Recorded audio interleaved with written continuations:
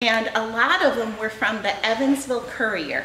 So when I'm talking and I'm reading some things, kind of just take your mind back to this area in the 1930s. And a lady brought a wonderful vintage quilt here. So, and it was quilted in Tobinsport. And I live in Tobinsport. So I'm originally from Wisconsin. My husband and I and my children moved down here with Wapaka Foundry. But I want to tell you, when I was a little girl, about 6 or 7 years old, and I'd get in trouble, I'd go crawl underneath a rocking chair in our dining room, and it said, "Tell City Chair." Tell City Chair. I was 7 years old, in trouble, usually. So, and that's why I would go hide. I'd go, that was my time out, I guess, back then, was, and they'd say, just go lay under your rocking chair. And so I'd go in there and lay under there, and it said, "Tell City Chair." And then in our kitchen, we had some shelving, and we had a piece of pottery on there, and it said Cannleton. Cannleton. So was I meant to be here? Kinda, I think so. So you know, we've been here now over 25 years, so with Wapaka Foundry, and I've always liked the idea of family. I work at Lincoln Hills, and I always try to give that to everything I do, that family provenance. And I'm going to tell you, I go to some homes that aren't real great, okay? Because, you know, people have maybe, you know, some things that they shouldn't have in their home and stuff like that. But when I start to say, oh, that's a beautiful quilt, that is really a special thing. And I want to share, there was a 23-year-old young man, he was a young father, and he had done, you know, when you do your trash, haul out the large trash, and you have some people go around and say, oh, I think I want that, you know, from the trash pickup. Well, he had gotten a little quilt mat for his child, and it was ripped up. And of course, I always carry sewing things in my car, and I was like, well, I can fix that. And he goes, just a minute, just a minute. And he goes, running upstairs, 23 years old, runs upstairs, and he comes down, and he has a little sewing kit. And it was his great-great-grandmother's, I think. And here I am, a quilt repair with a 23-year-old guy, and I'm showing him how to thread the needle and how to fold it over and how to do a whip stitch, it's called. And you kind of hide your stitch to mend that he got for his child. So I just thought I'd share that when we think of quilting, there's it crosses all lines of people. And that's, you know, really what we're doing here tonight. So is look at all the people here, and like I said, I hope you all have a memory of a quilt from when you were a child. Maybe, you know, you have something, maybe you have something in your house, you're like, oh, I never use that, I'm never going to use that one. I'm encouraging you to get it out every once in a while. Quilts can start to fade where the creases are.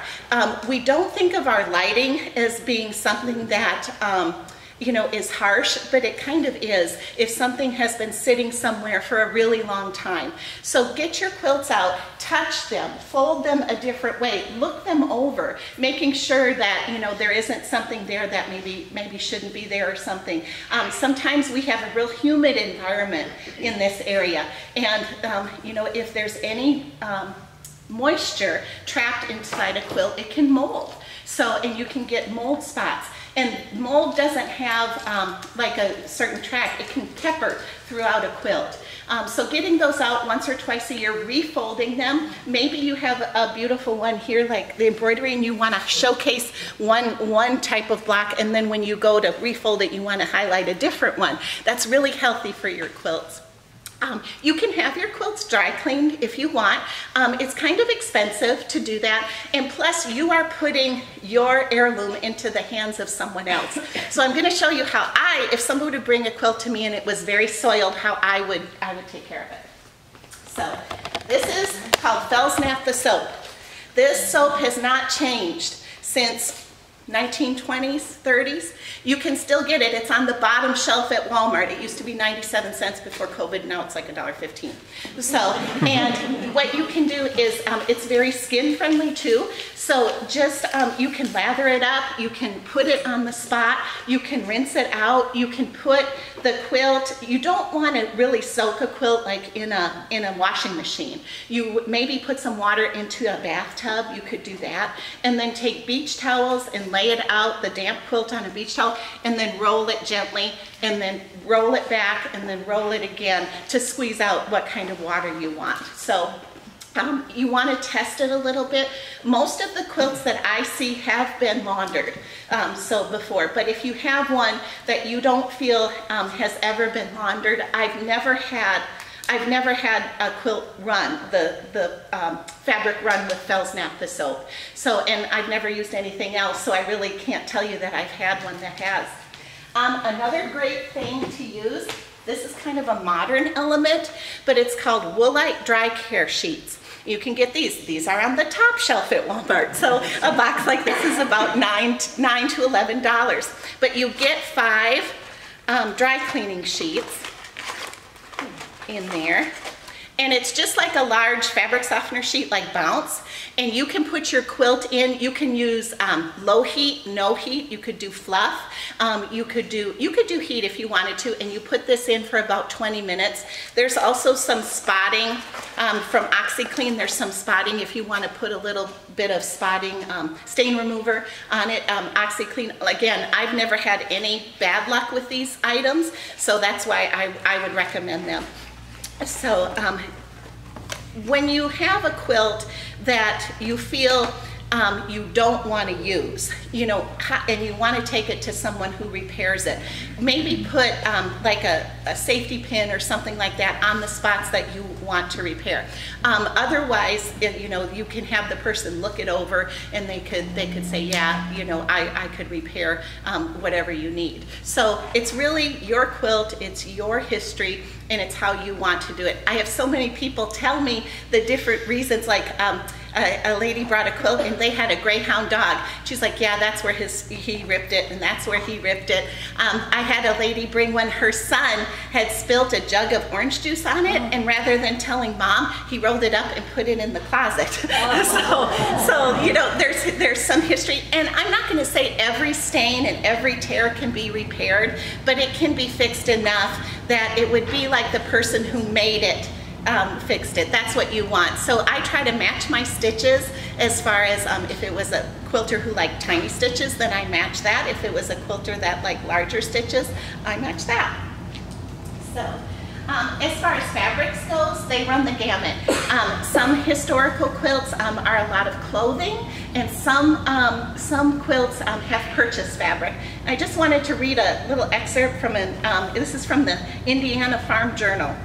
Those fortunate enough to inherit some of their grandmother's beautiful quilts are using them with great pride. And that's what we want, use your quilts with great pride. And so they're using them in their bedrooms and their guest rooms. Those not so fortunate in receiving art and piecing for themselves like the interesting designs and the harmonious colors. Careful cutting and workmanship are needed, and to make these modern quilts compare favorably with those from grandmother so painstakingly, but let her granddaughter has the advantage of being able to obtain cotton fabrics in much more beautiful designs and colors than were available 50 years ago. So there was yardage of fabric that people would buy specifically to do quilts. And I read that quote, and it's from the Indiana Farm Journal of 1929. So when we think of a quilt, I mean, it's 2023, right? And so that's almost 100 years ago. And it was like those people had quilts that they had that were vintage back then. And then and it's the same thing for us today. Somebody who doesn't have a vintage quilt can still make one just as beautiful by creating something new and exciting with traditional patterns. So this is a pattern that was very, very popular around this time in the 20s. It was called the swastika. Can anybody think of why we don't really make swastika quilts anymore? It was very popular. It was, you can tell it was easy. It was easy to do. It was something that was very bold and colorful, so it could be masculine, it could be feminine, however you wanted to do it. But I just wanted to show the evolution of quilt designs. Some quilts that we see nowadays are more of the applique style, and what a trend that we have seen throughout the quilt years is called long arm quilting, and that goes over the whole quilt, and that's a coverlet style. And that was something that was very indicative. We were talking about it before, you know, from England, from Europe, doing an all over design, and that kind of trends now. But the beautiful thing is everything's popular with quilts because it's what it means to you, what's important for you guys. So. I like this one too. I think you guys would love to look at this one.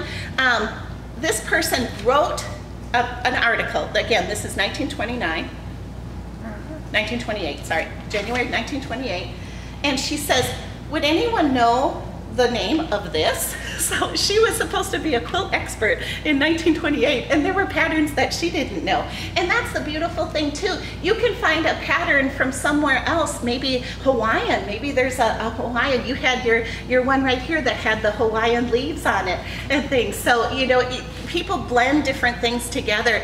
And so I just thought that was kind of interesting that even someone that was a quilt expert and wrote an article in a magazine, there was one, and after you guys come and look at it, I would kind of call that churn dash myself, but you know, there might be another name for it. So I thought that was neat. And what was really neat about this article, again, Indiana Home Journal, there was an article here, and I thought you guys would get a kick out of it. Well, with every other town that's been studied, they would buy 3 times as many eggs from the nearby flocks if the farmers would produce them. So, you know, we have the shortage of eggs now, and they did too back in 1928. So I thought that was kind of funny. So.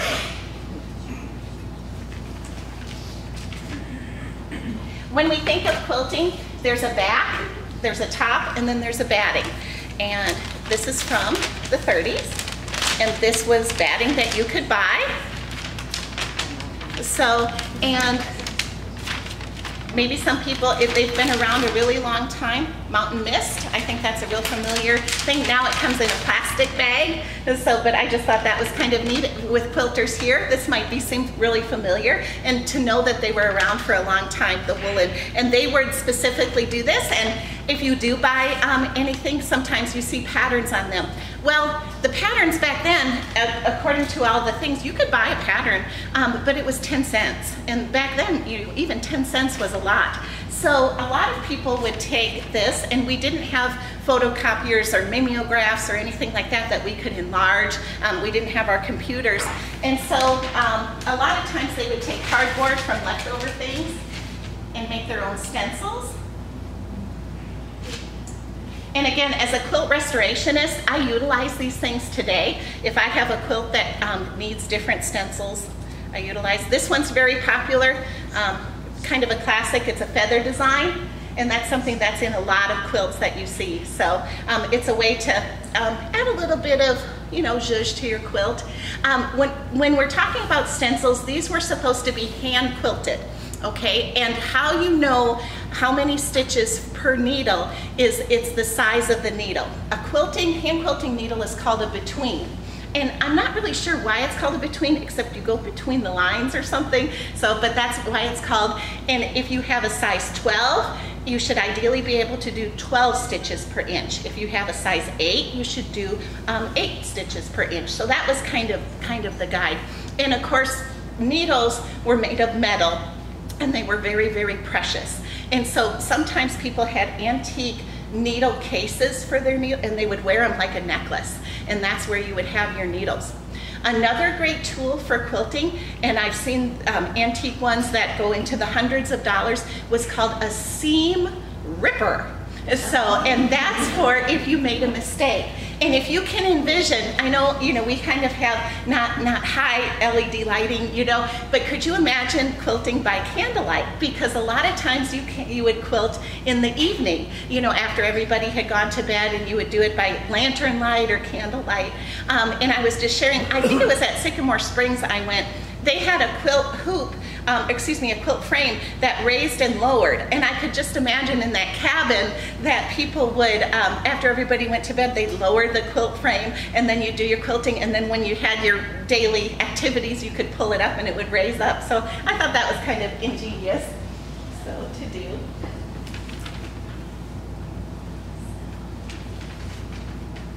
I brought a few different styles, kind of talking about hand quilting here. So I love this one. It's an antique one made out of clothing fabric, but look how bright the orange was. So, and orange kind of goes in and out of style. So I was raised in the 70s. We had orange all over the place. But I just thought that was kind of neat. This person did an all over style, and the quilt block on this one is called Anvil. So, and I thought that was kind of neat. This one was found in a dumpster. so nobody wanted it anymore. So, little Felsnap the soap on this and put it in the dryer with the dry cleaning sheet, and the colors just popped. So that's about that. And this one, Crystal Mosca shared, I believe it's 3 great-great-great-grandmother made. So these fabrics here, the blues were really popular around the turn of the century. The dyes that you see here, this one was made in 1860. She did it with natural dyes.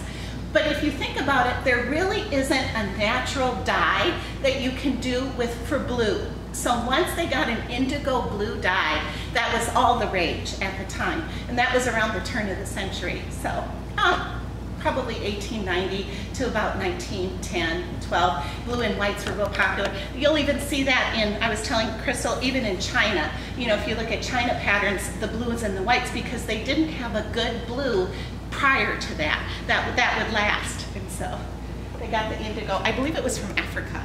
They found that dye. There's 2 different styles that I brought tonight that are most traditional. You have your hand quilted, which I talked about with the needles, and then you have your tied quilts. And the provenance is the same. So it's just whatever. This quilt is from Kentucky. So from a family in Kentucky. And I have noticed that in Indiana, there's more hand quilted quilts, and in Kentucky, there's more tied quilts. So I just brought this one. Sometimes I was taught that you did 6 on 6 for wherever you have a tie, it's 6 inches from the other one. And this person went a little crazy with ties. So, and you can see in this one, obviously, these were not purchased fabrics. These were fabrics that were left over, and I thought that was kind of neat. And I had some fabric that was left over when I repaired it. This block was missing, and so I put in this because I thought that kind of went with everybody else's. Toni, can we see the back of that quilt? Sure. It's just flannel. Okay. Like a baby quilt flannel. Okay. So the tie doesn't come through that bottom? Oh, yeah. It does? Okay, I just can't see it. And if you have a tie quilt and some of the ties had come out, even at Walmart, you can get a curved needle and you just thread through some yarn and you pull it through and then you do 2 knots. So, and this one was trimmed real low. This one was trimmed real low, so that was that. So people can look at that if they want to. I was hoping you guys would get a kick out of this one. I made this with my grandma in 1972. And the colors have not faded. So you can see it doesn't have to be 100% cotton. It can be whatever fabric you want. I don't have a sample here of what's called a crazy quilt. Some people put satin in them. You can put velvet. You can put leather. I just did a quilt for a family with blue jean material, so because that was a memory quilt for them. So, but this one, the colors have never faded from 1972. So. I thought that was kind of fun to see. So, and I actually keep this in my car. Yeah, and when I was talking about faded, it's been in my hot car in the middle of summer in southern Indiana, and it's never faded. So there's something to say for polyester. So if anybody has any of those 3-piece polyester suits and you want to make them into a quilt, no, it'll wear like iron. A lot of times this is how quilts come to me. So this one is called China plate. That's what the is, and people just go, here, can you do something with it? And Crystal was sharing and Evelyn were sharing, you can take pieces of a quilt and put it into a shadow box. You can do, you can put it into a hoop. You can make a pillow out of the good stuff. So there's anything you can do as long as you just keep that family provenance. Maybe you have, multiple people in your family and they all want a piece of the quilt. That would be a really neat thing. Maybe make some Christmas stockings or something. So. One of the most memorable things that you can do with quilts is to make a memory quilt out of your loved one's clothes. And this one is graciously shared by Evelyn. So, and this was from her husband David, and he liked Purdue. And so when we collaborated and did this, we took pieces of his clothing and put them in here, so when you hug this quilt, it feels like you're hugging David. So you can see we can applique the tie. Who was telling me they have never appliqued before? somebody was saying they had never appliqued, but I encourage you to try it if you're a quilter. So it's kind of fun. So this was one. This is something I remember hugging David at church, always his pocket. So you incorporate that. So baby quilts are really nice this way, using the clothing of the baby quilts. So that's kind of nice. I'm trying to show how quilts have transitioned through the years and what people are wanting for their memories. This is a beautiful one. This is called Double Wedding Ring. This is Don Malone's. And you want to tell one of the most special pieces? The stamp that says 50 cents a yard. So, when I was quilting this, I sent her a picture. I said, do you know that the stamp of the price of the fabric is still on here? And it was stamped 50 cents a yard on the muslin. It's 5 cents. Oh, it's 5 cents? Yeah. Oh. And wow. It's really faded. Oh yeah, right here, 5 cents. Very see So you never know what your quilts are going to hold. I really think that this quilt is about 70 years old. My grandmother pieced it and Toni quilted it. But I really think this could have been a tobacco sack, the bag that tobacco came in. There's a lot of different material in here too. There's some that feels like upholstery.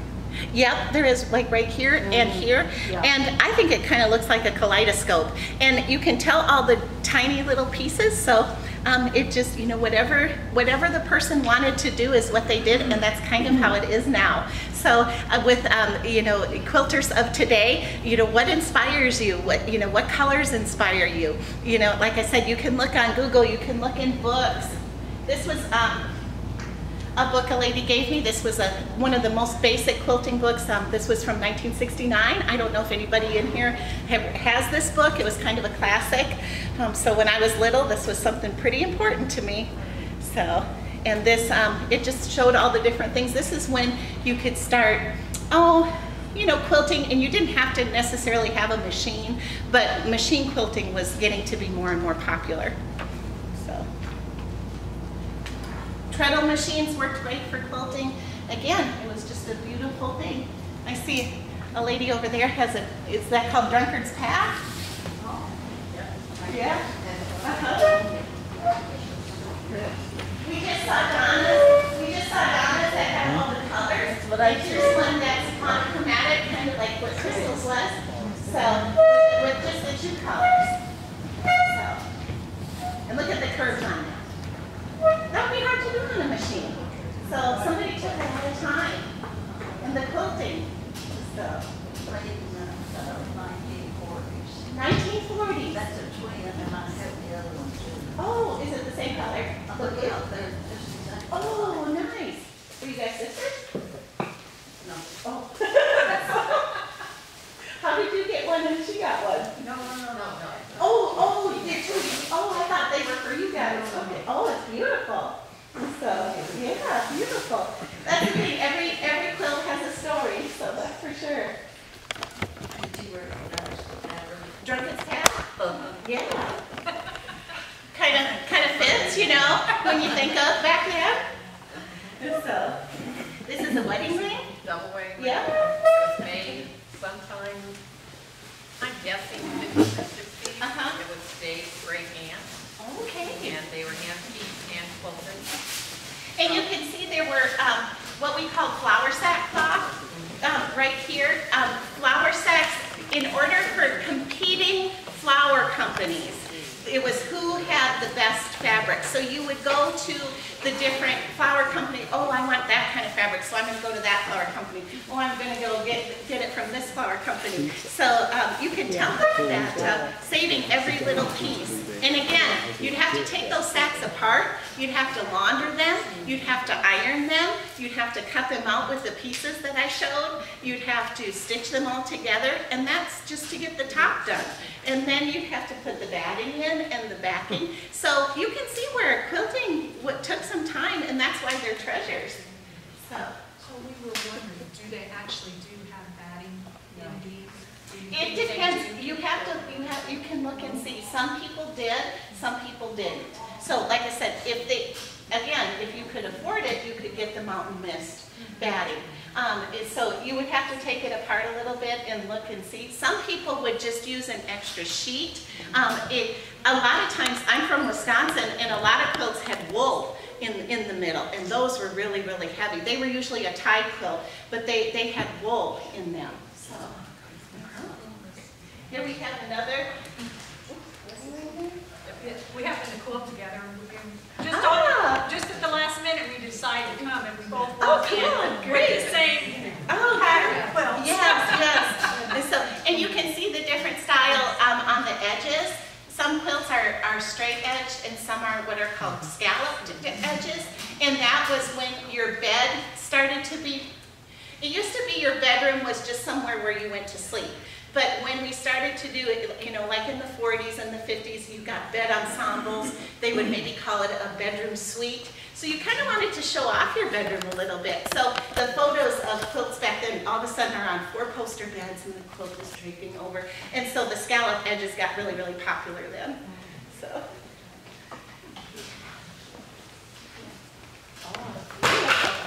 That was started, the top was made in 1880, and had quilted last year. Oh, quilted last year. This top was made in 1880, and so then we waited about 140 years, and then we decided to get it quilted. Look at the durability. Look at the durability. It's so beautiful. How did you store this to keep it so beautiful? Terrible. Okay, that's what I want to hear. Don't be afraid of quilts. I had it in a storage box, and I didn't realize how important it was until during the pandemic, I started looking at my storage boxes, and I found that. And then there was a note that my husband's grandmother had cut out the pieces, and his great-grandmother had stitched them together. Oh, cool. So I just had the top, and I really had a hard time finding something. And she won't tell you. Oh, good. Well, that's beautiful. Whoever did a beautiful job. So, and I just want to show you when something is hand quilted too. You can see that, you know, there the colors that you choose are really personal.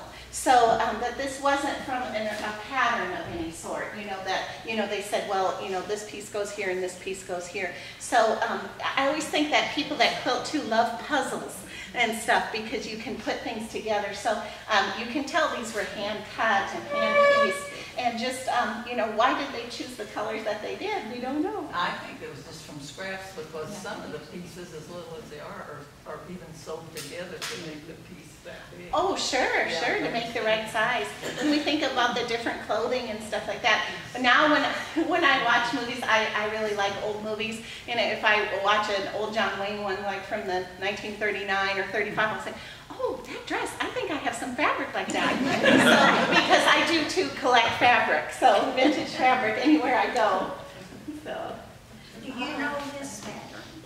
Well, I would think it would be some sort of dahlia flower myself. So, can you see the dahlia flower? If somebody brought that to me and said, Toni, we're going to, you know, pay you $1 million to name this quilt, I'd say dahlia flower. And that was done on the kind that you roll up and roll down. Oh, and see, yeah. And my great grandmothers, 2 of them, and did that, and my guess would be that it would be close to 100 years old. Oh, for sure. And again, you're looking, now you can see how these, you know, were very symmetrical. And these, the colors, you know, all matched within the different ones. So you can see the difference in between the quilting styles. So it just is bright, super bright. It's wonderful. It's from 1889. 1889. My great-great-aunt had made this. I have no idea what the pattern is. Looks like an H2. Yeah. Well, a lot of times these would go into the group of rail quilts. They were called because it would look like a rail. There's different ones. There's split rail, there's running rail, and so it probably was some type of a pattern. I'm going to look in my Pinterest box. That's what I call it. They didn't have Pinterest back then, but they had baskets full of and hat boxes full of patterns. So I'm going to look and see. So, but look at this one. one, look at how the browns are so bright. So cabbage rose as the fabric. You can tell this person bought this fabric, you know, and purchased it with the intent to have it be a quilt. So that's wonderful. If it could tell us its story.